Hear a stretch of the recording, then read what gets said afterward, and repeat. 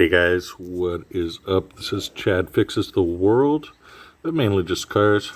We have a 99 Mercedes C230 compressor with a taillight bulb not working. That's no bueno. So we're going to open the trunk and we're going to try to find out where this bulb is and how to access it. Now checks out this Cyclops Maxion light. Magnetic. These things are cool. They don't pay me, but these things are awesome. You're going to pull off this panel, and here we have access to what they call the taillight bulb carrier. We're going to unplug the wiring harness. Now we have a little tab that we're going to turn counterclockwise, and wham bam, thank you ma'am, we have our taillight carrier housing out. Now these metal strips are actually running electric power or ground to all of these light bulbs. Now I pulled the wrong light bulb out of here. The actual one that was our issue is the upper brake light. I'm going to take it to the bench right here, and here's our actual bulb that is our problem.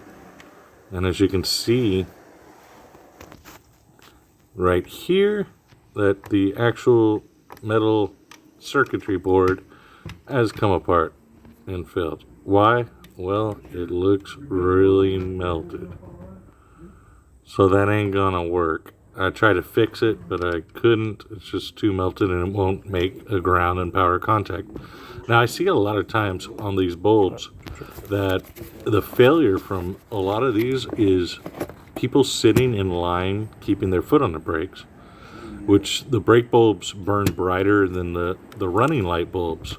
So if you want to save yourself some possible troubles in the future like this, just put it in park and then take your foot off the brake.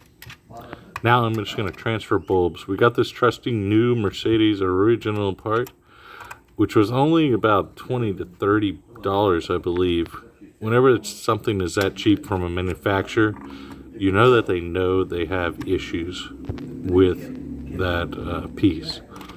So I'll just transfer the bulbs into our new piece and maybe recommend the customer not sit on the brake so much, because that is usually why we see these issues. And you can see they left me a whole lot of harness here to plug in if I could plug it in the right way. I'm doing this one-handed, so give me a little bit of leeway. And now it just needs to fit into those sockets that are pre-made into that plastic light housing.